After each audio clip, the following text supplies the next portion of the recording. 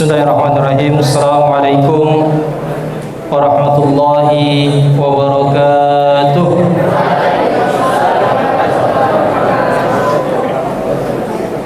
Innal hamdalillah nahmaduhu wa nasta'inuhu wa nastaghfiruh wa na'udzu billahi min shururi anfusina wa min sayyiati a'malina.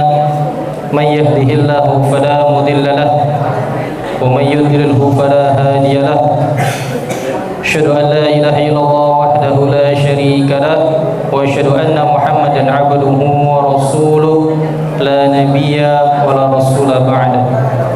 Qala Allah ta'ala fi kitabihil karim, a'udzu billahi minasy syaithanir rajim.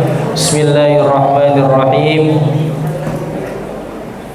Ya ayyuhalladzina amanu kutiba 'alaikumus syiyam kama kutiba 'alal ladzina min qablikum la'allakum tattaqun.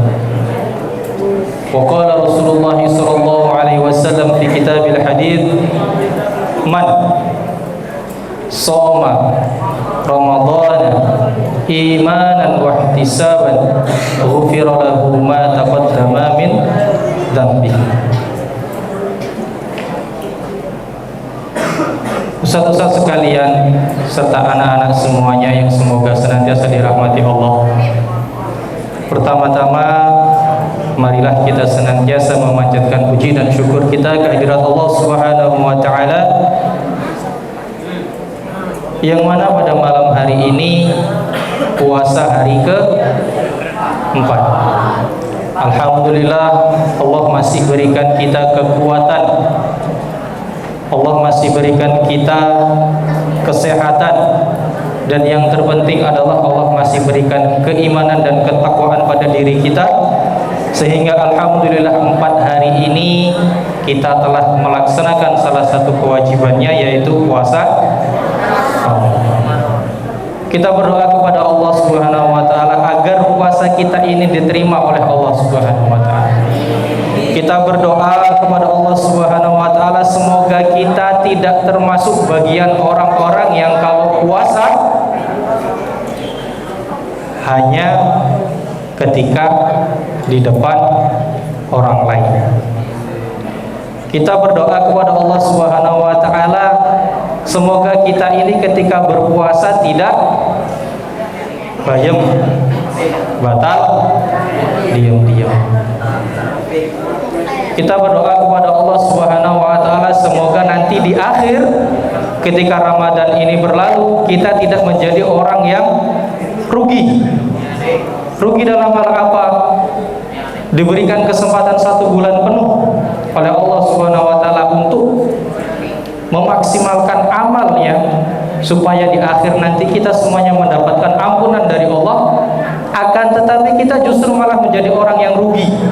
Ramadan berlalu, ampunan tak pernah kita dapat. Karena apa? Karena apa? Karena kita puasa hanya menahan lapar dan haus, sedangkan nafsu yang lain tidak kita tahan. Puasa oke, nahan lapar dan hausnya oke, tapi ghibahnya lanjut, ngomongin orang lanjut, menghina orang lanjut. Itulah salah satu hal-hal yang menjadikan ketika kita berpuasa Ramadan ini berlalu itu hanya sia-sia saja. Kedua kalinya salawat beriring salam semoga tetap tercurahkan kepada Nabi kita Nabi Muhammad sallallahu alaihi wasallam, yang selalu dan selalunya kita senantiasa menantikan nanti di akhir kiamat. Nabi Muhammad itu mengakui kita sebagai hambanya, dan kita semua juga berharap nanti di akhirat dikumpulkan bersama-sama oleh Rasulullah sallallahu alaihi wasallam di surganya. Baik anak-anak Ustaz sekalian, satu saja hadis yang ingin Ustaz sampaikan. Barangkali kemarin sudah disampaikan tentang keutamaan puasa. Kali ini Ustaz ingin menyampaikan satu hadis yang memperingatkan bagi orang-orang yang berpuasa ketika sahur, ketika niat awal berpuasa, tetapi ketika di tengah perjalanan dia membatalkan puasanya tanpa uzur yang dibolehkan oleh Allah. Ya, Ustaz bacakan artinya. Hadis ini hadis riwayat An-Nasa'i. Dari Abu Umamah berkata, aku mendengar Rasulullah SAW bersabda, pada saat aku tidur, aku bermimpi didatangi dua orang malaikat membawa pundakku. Kemudian mereka membawaku. Saat itu aku mendapati suatu kaum yang bergelantungan tubuhnya. Dari mulutnya yang pecah keluar darah dan nanah. Aku bertanya, siapa mereka? Lalu malaikat menjawab, mereka adalah orang-orang yang berbuka puasa sebelum diperbolehkan waktunya berbuka puasa. Ustaz kira sudah paham dengan arti hadis yang Ustaz bacakan tanpa Ustaz menjelaskan lagi apa maksud dari hadis ini. Ternyata langsung diajarkan dibawa Rasulullah oleh malaikat untuk ditunjukkan kepada Rasulullah bahwasanya di neraka nanti ada sekelompok manusia yang mendapatkan siksa, digantung tubuhnya, dari mulutnya keluar darah dan nanah. Hanya gara-gara apa? Dia berbuka sebelum waktu diperbolehkannya berbuka. Termasuk di dalamnya bayang.